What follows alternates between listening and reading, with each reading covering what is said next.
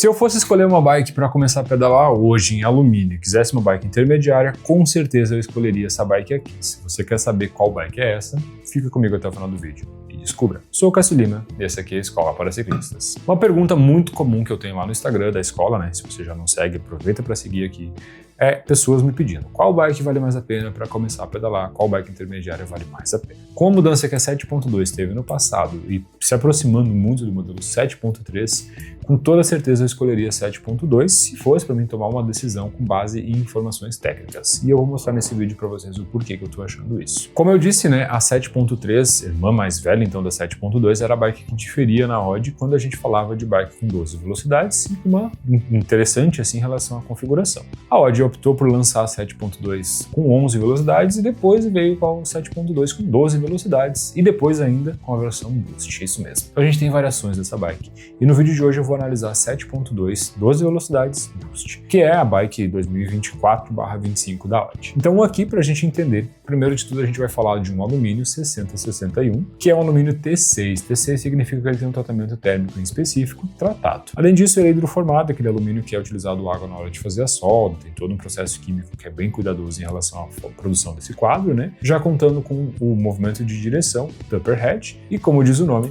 Boost, né? Então a gente tem duas tecnologias interessantes, aquela espiga cônica no movimento de direção e lá na parte traseira a gente vai ter o eixo Boost, que faz com que a bike tenha mais estabilidade, então diversas vantagens. Aqui a gente está falando de uma bike que ganhou uma nova formatação de geometria, então a 7.2 mudou, né? Utilizando agora um ângulo de caixa de 68 graus e meio, top tube mais alongado, rabeira mais curta, tornando essa bike aí bem interessante para quem busca uma bike intermediária, até mesmo para começar no mundo das competições. E o porquê que eu estou falando isso? Bom, primeiro de tudo porque ela tem uma janela de upgrades muito interessantes. Sendo Tupper Head, sendo Boost, ela cabe então aí rodas melhores, se você quiser trocar a suspensão, fica ao seu critério. Se você não quer fazer nada disso e acha um desperdício, fazer o upgrade numa bike nesse padrão, você pode manter as configurações originais, utilizando então uma suspensão Suntour XR29 Tupper Head, como eu disse, né, já sendo Boost e já sendo a AR. E olhem só, ela tem um sistema de trava bem interessante, que é um sistema de trava remota que fica lá no teu guidão. Além disso, o eixo passante da dianteira é um eixo específico da Suntour, né,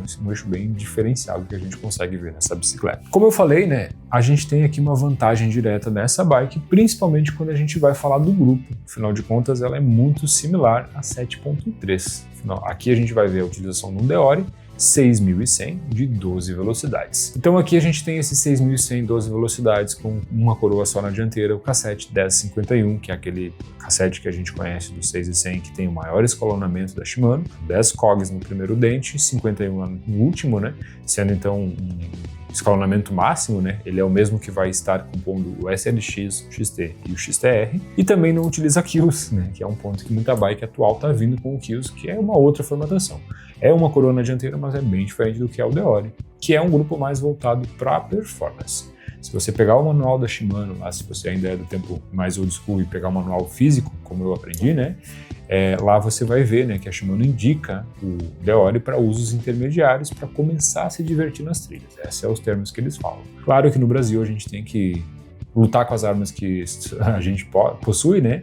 Então a gente vai usar sim o Deore para trilha, vai usar o Deore para competição, vai usar o Deore para diversos usos que a Shimano poderia até dizer que não é o ideal, mas a gente não consegue gastar muito mais do que a gente está investindo numa bike nesse padrão. Com uma configuração de freios, que aí sim seria um ponto que poderia ser um pouco melhor, mas também não é de todo mal, MT200 da Shimano, com rotores RT30 de 160 mm. Mas Cássio, freio não é poder de parada, tu não sempre fala isso? Exato, eu sempre falo isso.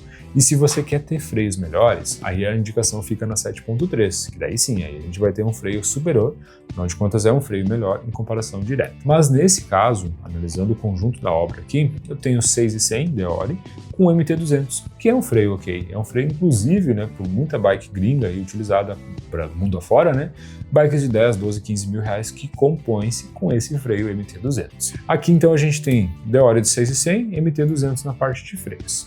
Na parte de aros, a gente vai ter a utilização de aros Alex Rings, né, que são o padrão que a Audi já vem utilizando na sua linha Big Wheel, né, 7.3, 7.4, 5, 6, 5 não existe mais, né, 6. E aqui a utilização de cubos também Shimano. Aqui a gente vai ver a utilização de cubo TC500 e TC500B. Então é um cubo Boost, como eu falei, 148mm, 110 por 15 na dianteira, também sendo passante. Então notem, né? Conjunto da obra, galera, isso é muito importante analisar. Não é só uma amontoada de componentes. Aqui a gente tem o selo ouro Shimano, onde eu tenho desde o pé de vela, cassete, câmbio, corrente, freios, rotores e cubos da mesma linha. O que a Shimano é melhor do mercado? Não.